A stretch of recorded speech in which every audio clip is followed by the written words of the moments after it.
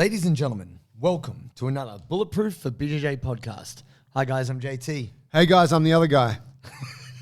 You don't have to worry about him. He's not that important, to be honest. He's also known as Joey. I'm the voice of reason on this show. Allegedly. Rational, Well, level-headed. Speaking of rash, today, guys, we're talking about staph and skin infections in jiu-jitsu. The beauty of jiu-jitsu. Staphylococcus aureus. Ah, nice. That's the full name. Guys, I don't know if you've ever had this. I've had staph a couple of times, and it's very much stigmatized, but I learned I something. believe we have Staph here on the show with us today. Yes. Correct me if I'm wrong. On my knee. Yeah. Welcome, Staph. Hello. Yeah, it's one of those things, guys. It happens every now and again. I was actually kneeling on mats on the weekend at a comp, just on my left knee, and I was kneeling on it all day. It's just on the edge of the mat. The cleanliness of the mat was questionable. Because you're coaching, right? I was coaching at the comp. That's why I'm a little bit husky. I haven't taken up, pack a day smoking. But yeah, it's always the way, yelling my lungs out. But the thing is, when you're in that gym environment, whether you're at your own gym or you're at a tournament, you're sweating. You're sweating all the time. And I was in there for maybe 10 hours. So we got in there a bit before 9, left at like 7. And it's a bit gross. If you've ever been to a jiu-jitsu tournament, it's a bit of an unhealthy, it's all the body heat and There's not much airflow. no airflow. Usually in a trapped room. Yeah, and if you're not actually competing, if you're just standing around, it's a little bit gross. And I didn't really think about it, but I was kneeling on that same knee all day. And I got to the end of the day and I was like, oh, my knee's a bit sore. Like just at one point. And then, yeah, I had a shower that night, whatever. I woke up the next day. I had a little bit of a bump, like a lump on my knee. I was like, that's a bit sus. Then by the end of Sunday, it was like a little pimple, but around it was like more swollen, right? And so I'm like, oh, fuck, it's staph. I've had it before. I know straight away. You got to get on it, guys. Like you have to make sure that you treat it straight away because a lot of people don't realize it can kill you. And if you've ever had staph, Not to alarm you guys. not to freak you out, but you're going to fucking die. I mean, you can. And what's crazy is I was actually just chatting because I got to stay off the mats for the next week or a bit more. I've got my antibiotics. I've got my antibiotic ointment. Talking with one of our guys, Nick, his father passed away because of staph. Ugh. Misdiagnosed. He had actually had his back of his hand cut with a really kind of dirty saw. And the bacteria had clearly gotten in there. He was a tradesman. And he cleaned it, but he didn't do a whole lot about it. And there was no ulcerating or swelling. But he got very sick and he got fever and chills and he was vomiting. Went to the doctor. Doctor didn't even look at the cut and was like, oh, you've got gastro. Sent him home. 12 hours later, he passed away. Wow. Rest in peace. Terrible. So for Nick, I was like, oh my God, I'm so sorry, mate. He's like, look, it was 8 years ago. These things happen. It's crazy. But I guess I want to put it out there, guys. If you don't know what I'm talking about, it can be very simple. Have you ever had any experience with staph at all, Joey? Man, I know that I have, but I don't. You never had The one time I remember something like that was actually when I went to a CrossFit gym in Rarotonga. Oh, in the Cook Islands, which is like in the tropics. Yeah. And this, and tropical environment, it's just moist all the time. Oh yeah. And I remember doing, fucking filthy, savage CrossFit workout. This is, 10 years ago or something. And I was wearing like shorts and we were doing a shitload of burpees. Imagine that, CrossFit workout with burpees in it. Imagine. Yeah, it's like a fucking jiu-jitsu warm-up with star jumps. Compulsory. Yeah. And so I had these kind of pimples come up on the top of my thighs. Ah, interesting. And I remember being like, I got little pimples, and like popping these little pimples over the next few days. And they just increasingly got worse and worse and worse. Oh, God. And I don't know if it was staph. I remember I was like, this isn't good. Like it got pretty bad. Yep. And I went to a doctor and they're like, you got I think they gave me some antibiotics. The guy couldn't really tell me anything. He was like, take these. Yes. And it fixed me up. But I'm like, okay, I'm pretty sure that was probably staph. Sure. I've been fortunate with jits. Had plenty of other things, but not that. Yeah, skin infections are a common thing. And typically... I mean, obviously, right? Like for maybe the uninitiated who are like, I'm in my first week of jiu-jitsu. I don't know what you're talking about. Sure. It's like bodies on mats, heaps of friction. You got things that can cut you. You got nails. You got even got the fabric of the gi, which can just scrub. Like it can take layers of skin kind of off. graze your skin, and that makes it. And you exposed. wouldn't even notice. It's not like you're going to bleed from that. No. Necessarily. Well, unless it's Joey's crossface, and then in which case, you wear that for a couple of weeks. Believe that. But obviously, there's a huge amount. Obviously, I sound like Alexander Volkanovsky. Well, obviously, like everything. Obviously, it's like, well, wait, that wasn't obvious, Alexander. It wasn't. You make me feel stupid now. 100%. Yeah. Shout out to the champ. Shout out to the Alex, champ. the great. Like he's coming up as the greatest of all time. Yeah. Got to give respect to that. Definitely. But so there's a huge amount of bacteria going around the place. There's probably like jiu-jitsu is about as intimate as a sport can get with other people. Other people's bacteria. Yeah, and you're on these mats, and these mats, are not like they're waterproof. Yes. So whatever's on them stays on them. So and then on you. Yeah. So you're exposed to a lot of shit, and no, it's not to be alarmist because, like I said, I've trained jits for 14 years and barely had it. Never really had it, and I've been cut, plenty of times, and just like put some tape over it, keep going. And I personally don't pay a lot of attention to it, and I've always been all right. But yeah, sometimes you do hear about these stories like what happened with you, where it's like, it was a pretty innocuous situation, and it's ended up being staph, and now I'm at the hospital. Yeah. Well, I mean, look, let's be clear on this, guys. There's a lot of stigma around it. So it's like, it's a dirty mat. What you should know is there is staph on your skin right now. Like if we swabbed your nose, there's like, it loves to live. It's like, what is it? One in 3 people carries it in their sinus cavity? Yeah. I know I've got it. I had a test when I broke my nose, and they're like, yeah, you got staph. Yeah. Or you carry staph. Yeah, it likes to hide up in there, right? It's warm, it's moist, what's going on? But the truth is, we have a natural level of immunity on our skin. But here's the other flip side on that. If you are sweating, your pores are open. And if you're kneeling and you're rubbing, there's a much greater chance for those bugs to bypass the layer and get in. It's like Stargate. The portal's only open for a limited... you jump right through. Kurt Russell is the staph. And he's like, I gotta go. What the fuck? For those of you out there who don't know Stargate, I'm sorry. I was missing out. That was amazing. Back to the facts.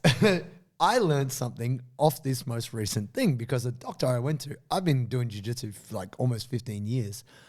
And every time I would cop hell judgment if I would go to the doctor. I've had staph. This would be my 6th time. And 2 times I had to go to the hospital. One time was actually a cut on my finger from plastic, hard plastic that contained fish. And yeah, seafood has a lot of bacteria. And my whole arm blew up. It was disgusting. I just didn't really think about the cut until my arm was like double its size. If you could imagine. Ridiculous. Even triple XL shirts wouldn't fit those arms. Mate, I couldn't even wear shirts.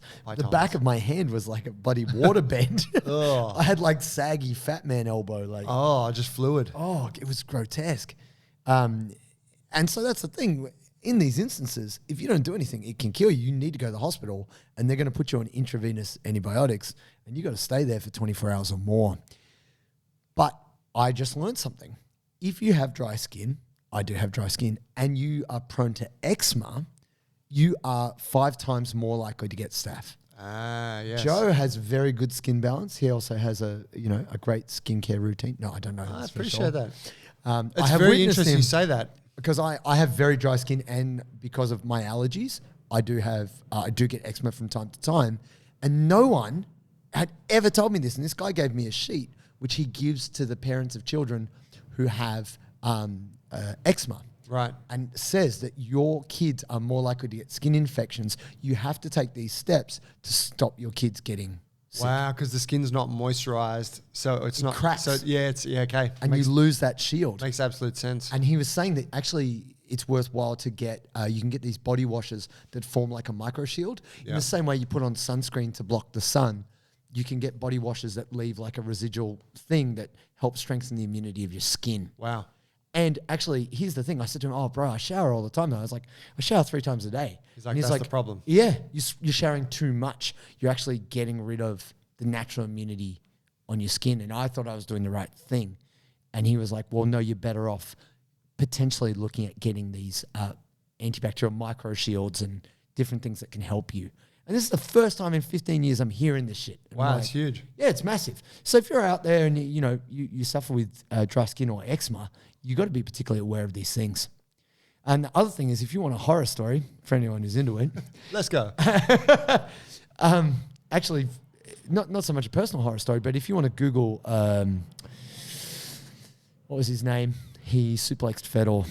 Randleman. Kevin Randleman.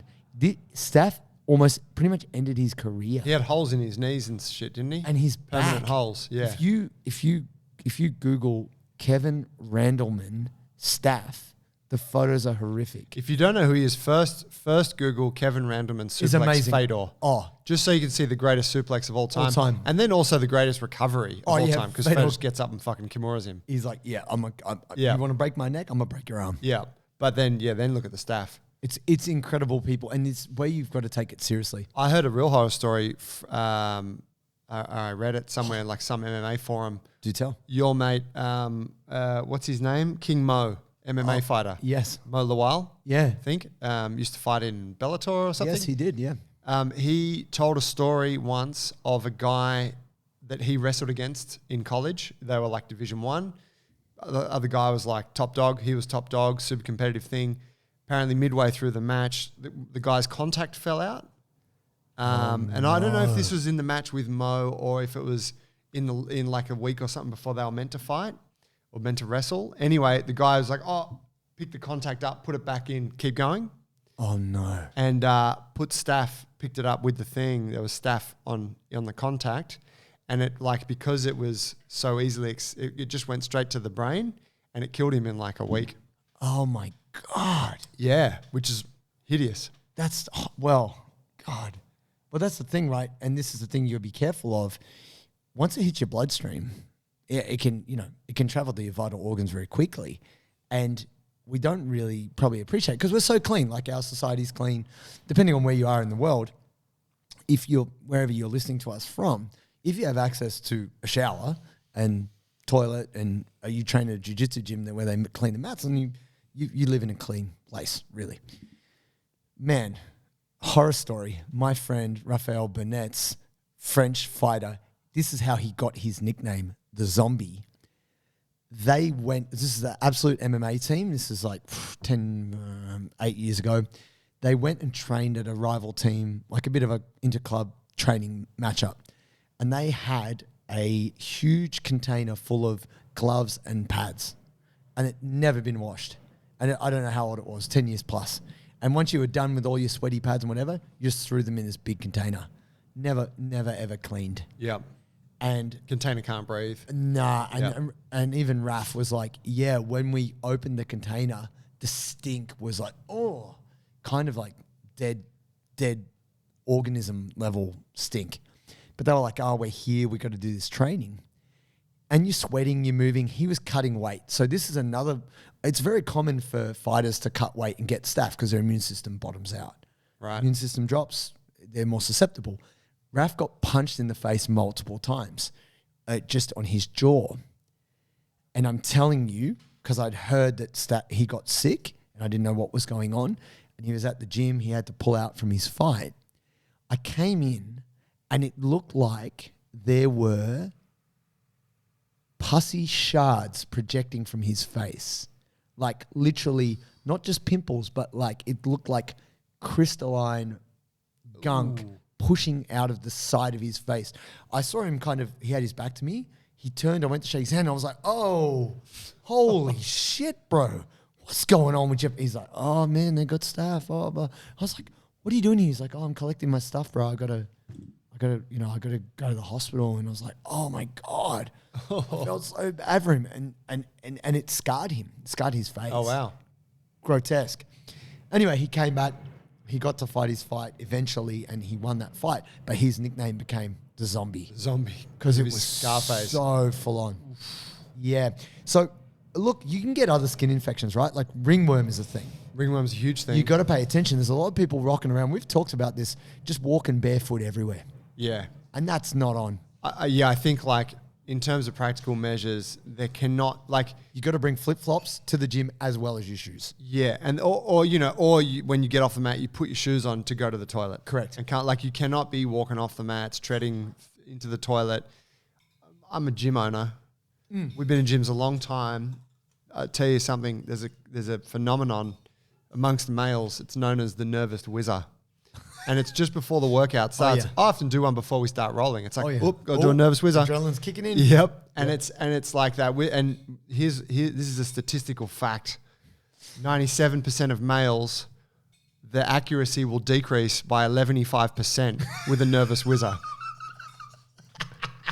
11. And what that equals is they just piss all over the toilet. Oh, God. Because like, oh God, I got to get back up the mats. Just like, and it's like, oh yeah, do my best. Like shake it off, get back up there. Oh, terrible. And it's like, Atrocious. you're walking into the toilet.